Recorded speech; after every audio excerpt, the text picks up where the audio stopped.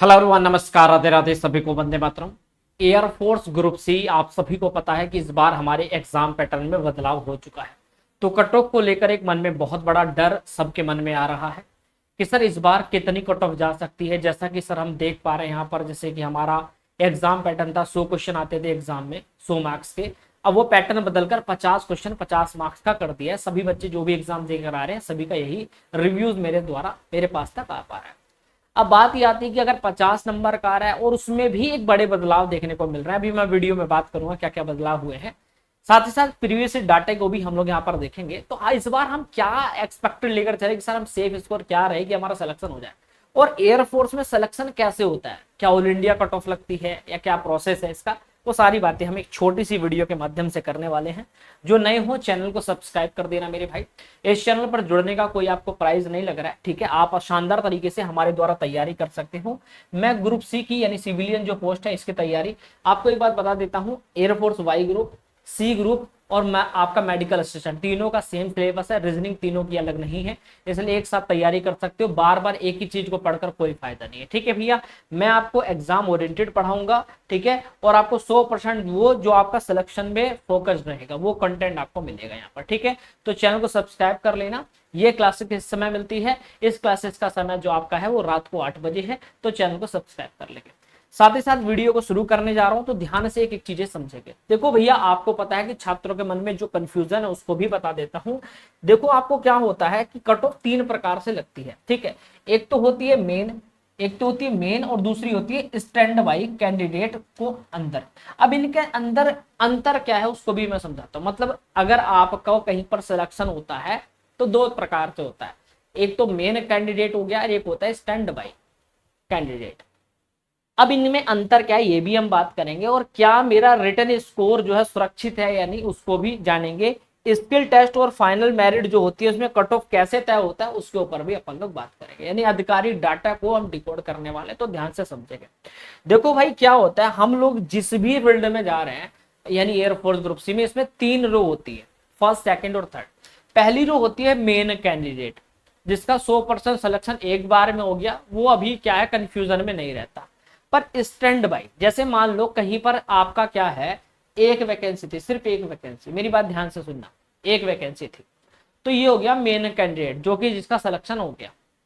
पर इसके भी 15 मार्क्स थे। मान लो अगर हमारे एग्जाम में 50 क्वेश्चन आ रहे, एक के थे हमारे 37 नंबर, ठीक है, और दूसरे के भी 37 नंबर है। वैकेंसी कितनी थी, एक ही थी उस जगह पे। मान लो एक छोटा सा एग्जाम्पल दे रहा हूं, तो क्या हुआ, मेन कैंडिडेट को यहां पर चुन लिया गया है, पर दूसरा बच्चा था उसके भी 37 या 36 मार्क्स थे, और कट ऑफ जो लगी थी उससे ऊपर ही है उसके भी, तो उस बच्चे को स्टैंड बाई में डाल दिया जाएगा। स्टैंड बाई 1 मतलब ये वेटिंग लिस्ट होती है। इसका मतलब क्या है, एक वेटिंग लिस्ट 1 होती है जिसमें आपका कॉल ऑफ लेटर है, यानी कि जो एडमिट कार्ड है, ठीक है, ये आपका आएगा, ठीक है, और ज्वाइनिंग के अवसर इनको तो सीधी मिल जाएगी जिनका आपका मेन कैंडिडेट होते हैं। स्टैंड बाई जो होते हैं, यदि मेंस वाला जो कैंडिडेट है रिपोर्ट ना करे, फेल हो जाए, जैसे ये वाला जो है वो रिपोर्ट ना करे, मतलब कि एग्जाम दे दिया पर वो क्या करे, वो ज्वाइनिंग ना करे, है ना, वो ठीक है फेल हो जाए, या नई वैकेंसी खुले और वो उसमें ज्वाइनिंग ले ले। मान लो क्या होता है, प्रोसेसिंग में समय लग गया, तो ज्वाइनिंग अब यहाँ लेने से पहले कहीं और उसका नंबर आ गया तो वो वहां पे चला गया, तो ये सीट खाली होगी, तब दूसरे कैंडिडेट को ये दे दी जाती है, ठीक है। और अगर हो सका कि जो हम, ठीक है, तब इस बच्चे को मिल जाएगी, ठीक है। और अगर ये भी ऐसा कुछ करता है तो तीसरे नंबर बच्चे को, स्टैंड बाई में जो तीसरा बच्चा है, यदि मेन कैंडिडेट और स्टैंड बाई जब ये दोनों ही बाहर हो जाएंगे किसी भी प्रकार से, तब ये वाला बंदा बुलाया जाता है, ठीक है। तो 3 ही स्टैंड बाई होते हैं, 2 स्टैंड बाई और एक मेन कैंडिडेट होता है। अब एक इंपॉर्टेंट ये भी है, एक इंपॉर्टेंट पॉइंट ये भी है, अगर उनको ये लगता है कि हमें एक और क्या बोलते योद्धा की जरूरत है, तो वो लोग इस, अगर एक चाहे वैकेंसी थी तो इसको भी बुला लेंगे, पर इसको रिजेक्ट नहीं करेंगे, इसको क्या डाल देंगे, वेटिंग लिस्ट में डाल देंगे। उनको दो बच्चों दो जवानों की और जरूरत है तो स्टैंड बाई लिस्ट में दूसरे को भी डाल देंगे। आपको फिर से बुलाया जाएगा, एक छोटा सा टेस्ट लेंगे। टेस्ट कोई ऐसा नहीं कि तुमको फेल करने के लिए, पास करने के लिए बुलाया, ठीक है। तो तुमको बुलाएंगे और फिर से तुमको सिलेक्शन दे देंगे, ठीक है भाई, इतना समझ में आया, ठीक है सर। अब आगे बढ़ते हैं।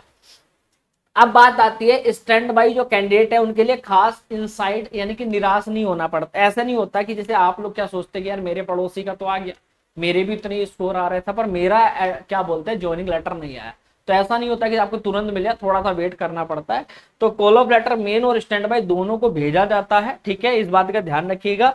जो मेन, ये आपका मेन सीट जो होती है, ठीक है, दूसरी होती है आपका सडन स्टेशन, जो रिक्वायरमेंट के हिसाब से आपको जल्दी से बुला ले जाता है, तो उसके लिए भी। और एक एक्स्ट्रा सीट वो हम हमेशा एक अनलॉक कर कर रखते हैं, मतलब आपका मेन के साथ स्टैंड बाई वन तो रखते हैं, पर एक एक्स्ट्रा सीट को वो अनलॉक रखते हैं कि अगर कभी अचानक से जरूरत पड़ी तो स्टैंड बाई वन को बुला लेके यहाँ पर रख सकते हैं सीट पर, ठीक है। तो सीट खाली नहीं छूटेगी, मतलब समझ गए।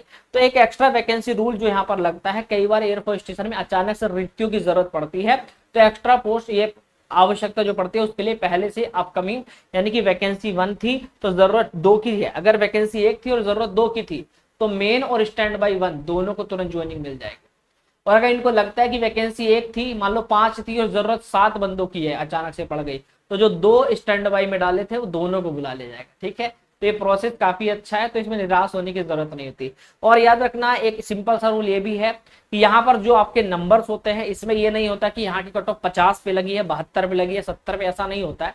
यहाँ पर क्या होता है, जो मैक्सिमम स्कोर लाता है, जैसे मान लीजिए मैं कहूँ कि टोटल हमारे एग्जाम में 50 क्वेश्चन है, ठीक है, तो हमारी कट ऑफ, अगर मान लो वहां पर जो कैंडिडेट उन्होंने अगर बोल दिया कि आप क्या हो 35 से ऊपर क्वालिफाई मान रहे हो, ठीक है, तो मैंने कहा एक बच्चा 42 ले आया, ठीक है, एक ले आया 40, एक लाया 39, ठीक है, और वहां पर 4 वैकेंसी थी, ठीक है, तो इन तीनों को और एक मान लो 35 ले आया, फिर एक और 35 ले आया, तो इन 4, अगर 4 वैकेंसी तो इन 4 को क्वालिफाई कर दिया जाएगा जो टॉप 4 थे, ठीक है।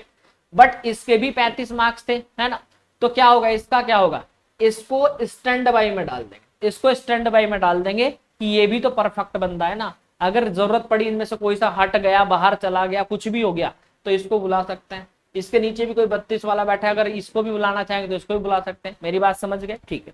तो याद रखना सबसे पहले आप एग्जाम देंगे, यही से आपका भविष्य तय होगा, अच्छे से एग्जाम दे देना। फिर आपका एक स्किल टेस्ट कराया जाता है, जो क्वालिफाई होता है, इसके मार्क्स फाइनल मेरिट में नहीं जुड़ते, और फाइनल मेरिट फिर आपका लिखित परीक्षा के आधार पर लग जाती है। देखो भाई, सबसे पहले मैं एक आपका मन के डाउट को क्लियर कर देता हूँ। पिछली बार जो हमारी एग्जाम हुए हैं और उससे पिछली बार आपको पता है मैंने 2024-25 दोनों की तैयारी कराई है। पहले 100 मार्क्स की परीक्षाएं आती थी।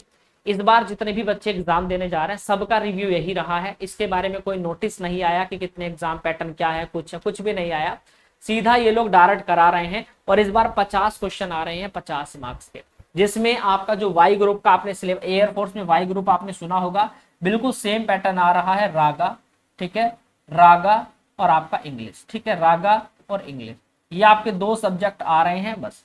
रागा इंग्लिश जो होता है, इंग्लिश जो होता है मेरे भाई, इंग्लिश आता है 20 नंबर का, ठीक है, 20 नंबर का इंग्लिश, ठीक है। और रागा में होता है रीजनिंग, रीजनिंग होता है भैया 15 मार्क्स का, और जीए मतलब जनरल अवेयरनेस, ठीक है, ये भी 15 मार्क्स का। इसमें मैथ और रीजनिंग मिक्स होता है, इस बात का ध्यान रखें, ठीक है भैया।